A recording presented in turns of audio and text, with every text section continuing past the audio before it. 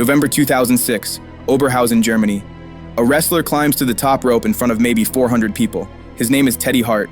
He is 26 years old, grandson of Stu Hart, nephew of Bret Hart and Owen Hart, born into wrestling royalty. He prepares for a moonsault, and then he hesitates. You can see it in the footage. His hand tightens around the rope, his breath locks. A split-second calculation forms. Will I be able to execute the move I perfected through thousands of repetitions? Then he jumps anyway. Perfect execution. The match continues. No one in the crowd seems to notice. That hesitation stays with me. At 22, Teddy Hart carried the label of the future of professional wrestling. He executed techniques that veterans twice his age struggled to land at their peak. How does someone with every genetic, environmental, and institutional advantage arrive here? The more I examined it, the clearer it became. Teddy Hart represents a pattern. That pattern follows a structure, a descent that turns exceptional performers into cautionary tales. Talent never disappeared, effort never vanished. The fracture came from within, deliberate, repeated, cumulative, built to avoid the one outcome that felt unbearable, being revealed as ordinary. And I gave up my life. This is how extraordinary people destroy themselves in predictable ways. Let me show you how the fracture begins.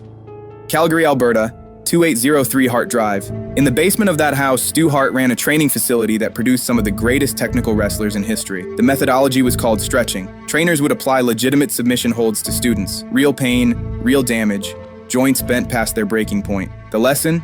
Tap out too quickly and you're weak. Fight back and you don't understand the business. The only acceptable response is to endure until the person hurting you decides you've endured enough.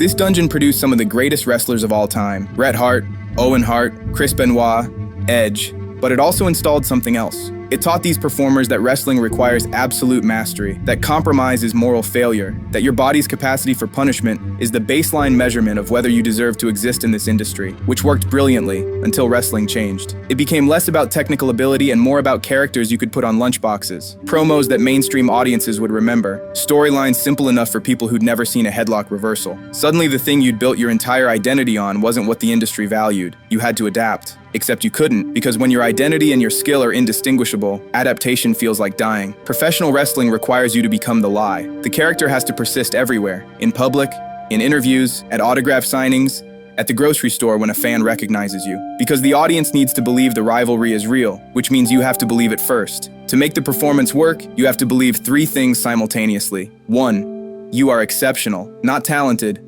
exceptional, categorically different from every other person doing this job. 2, your body is invincible. You're landing on your neck 5 nights a week. Full awareness of what you're doing to yourself would make you stop. 3, you are the protagonist. The audience doesn't invest in supporting characters. They invest in people who genuinely believe they're the center of the story. These aren't personality flaws. They're occupational requirements. You cannot do this job well without believing all three. The problem is these beliefs don't deactivate when you leave the ring. Edward Ellsworth Annis was born February 2nd, 1980. He didn't choose wrestling. It was chosen for him at birth. By age 12, he was already being called the next Bret Hart. Every major promotion followed the same pattern with Teddy.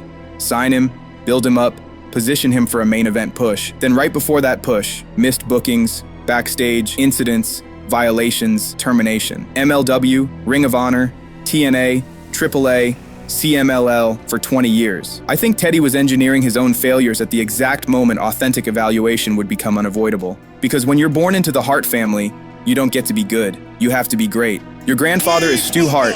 The one and only Stu Hart. Your uncle is Bret Hart. World Wrestling Federation champion.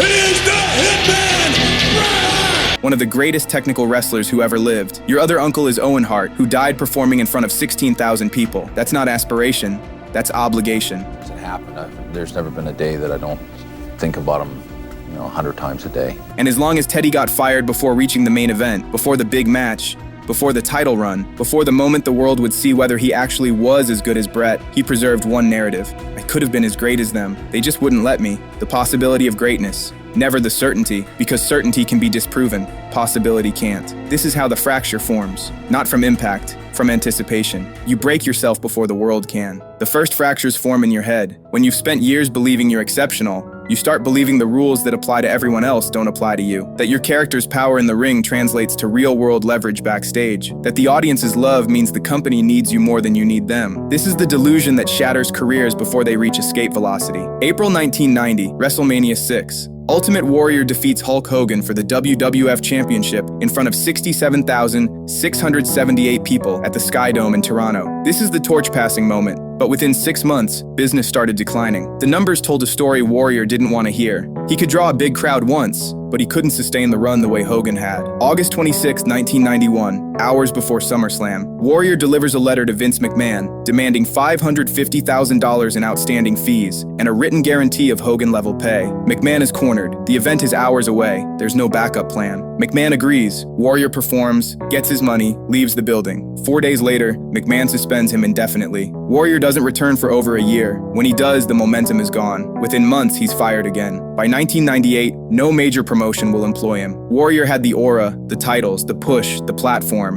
and he threw it all away because he believed his leverage was permanent. First fracture, mistaking temporary invincibility for permanent immunity. 20 years later,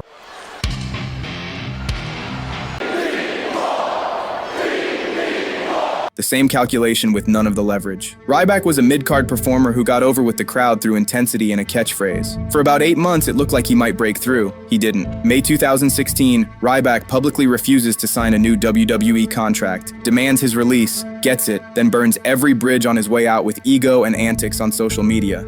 I told them, you take me off your TV, and I left. Result, never works another major promotion again. The mind fractures first because it's the easiest place to lie to yourself. But some performers don't sabotage themselves through ego. They sabotage themselves through something that looks nobler, through refusing to compromise, through ideological purity. That's where the second fracture forms. Before we continue, I want to thank you for the continued support. It genuinely means a lot. If you want to support the channel further and help keep this deeply irresponsible content alive, if you're enjoying the video, make sure to leave a like and subscribe to the channel. Now let's get back to it. The second fractures form deeper. These performers build their identity on being artists in a business that runs like a factory. They treat wrestling as sacred when the industry treats it as content. And what looks like integrity is usually fear. Fear of being controlled by a system that doesn't love you back. Fear that bending means breaking. This is the artist's side. Brandon Silvestri performed as low-key. Before wrestling, he trained in Taekwondo, kickboxing, Filipino martial arts. To low-key, wrestling was combat theater. Emphasis on combat. His philosophy, strikes should be full contact sequences, should look realistic. Cooperation that undermines believability is contamination. On the independent circuit, this made him a star. But when he signed with corporate promotions, WWE, TNA, New Japan, he collided with a fundamental truth. Wrestling is choreographed violence that looks like combat. It requires cooperation, trust. Low-key viewed cooperation as compromise. He refused to work with opponents who didn't meet his standards. He stiffened them in matches. He no-sold offense he felt was unrealistic. One by one, every major promotion cut him loose. WWE released him in 2005, after 6 months. TNA released him in 2006 after 1 year. New Japan stopped booking him in 2007. Ring of Honor released him in 2013. Impact released him in 2018. Every major promotion, 3 continents, same pattern. Low-key wasn't wrong about believability mattering. He misunderstood that refusing to adapt meant choosing ideological purity over career survival. Wrestling isn't combat, it's the performance of combat. And refusing to perform means refusing to work. Second fracture, mistaking rigidity for integrity. These fractures form in the soul, they're ideological. You think you're protecting your art, you're protecting your fear, so you choose rigidity. And rigidity in an industry that demands constant adaptation is slow-motion suicide. But at least these performers had a choice. The next ones don't, because the final fractures don't form in the mind or the soul, they form in the body, and they form when the system decides you're too expensive to protect. The final fractures are terminal, not because the performer breaks the rules, but because the system decides they're no longer worth the cost of protection. This is where charisma becomes liability, where injury becomes policy violation, where political protection evaporates overnight. There's no appeal process, just extraction. Ninth wonder of the world, making WWF history. Joanie Laurer performed as Chyna. In the late 1990s, she was revolutionary, the first woman to compete on equal terms with men in WWE, not in some novelty role, as a legitimate threat. And her career was built on a relationship, Paul Levesque, Triple H. That relationship provided political protection, creative influence, institutional security, until it didn't. In 2000, Levesque began a relationship with Stephanie McMahon, Vince's daughter. While still with Laurer by 2001, Levesque and McMahon were publicly together. Chyna's protection evaporated. WWE offered her a new contract, reduced pay, diminished creative role. She refused. They released her in November 2001. Chyna never worked for another major major promotion. She died in her apartment April 20th, 2016, age 45, overdose, alcohol and prescription medication. When your power is derivative, when it only exists because of who you're connected to, you're one relationship away from irrelevance. Third fracture, mistaking borrowed power for your own. June 2006, Rob Van Dam holds 2 championships simultaneously, WWE Champion and ECW World Champion. This is the apex, 20 years culminating in this moment. July 2nd, 2006, Ohio Van Dam gets pulled over for speeding. Police find marijuana and paraphernalia. I kind of did blow it by getting pulled over, had possession of marijuana in Ohio. 4 days later, he loses both championships. 20 years, gone. And the timing, not 2004, not 2008, right at the absolute peak, when the pressure was highest, when the spotlight was brightest. Substances become coping mechanisms when you're managing pressure that would break most people. I hit it 2 times, and then I found myself just staring at the wall. And when you reach the top, the pressure doesn't decrease, it intensifies. Van Dam's arrest wasn't bad luck. It was coping mechanisms colliding with the moment you can least afford consequences. Fourth fracture, when pressure finds the crack. I even won a gold medal with a broken freaking neck. Kurt Angle won an Olympic gold medal in 1996 with a fractured neck. Then he spent 7 years in WWE performing through injuries that would end most careers. By 2006, pain was so constant that functioning without pharmaceutical intervention became impossible. Not pain management, pain suppression. Just to walk, WWE's wellness program discovered the extent of his prescription use. They offered a choice: extended rehabilitation with no guarantee of return or release. Angle refused rehabilitation. He couldn't afford months without income. He couldn't accept that his body might not recover. WWE released him August 2006. He signed with TNA 1 month later and continued wrestling for 11 more years. The job requires destruction. Destruction requires pharmaceutical management. But pharmaceutical dependency is policy violation. So the system creates the conditions for dependency, then punishes the dependency, then offers no pathway out except continuing the destruction somewhere else. Angle wasn't abusing substances to party. He was using them to continue being Kurt Angle. Fifth fracture, when survival requires self-destruction. Jeff Hardy didn't fall once. He fell, got up, fell again, each time deeper, each time more public. Jeff Hardy's entire identity was built on being the daredevil, the man who would climb to the top of the ladder when everyone else hesitated. That's what made him special. But bodies age, reflexes slow. And when your entire identity is built on physical fearlessness, aging is an existential threat. So substances become a way to maintain the illusion, not to party, to prove to yourself, to the audience, that you're still the guy who can fly. Because the alternative is accepting that the thing that made you special is gone. And if you can't accept that, you keep reaching for one more high, one more risk, one more chance to prove you're still exceptional.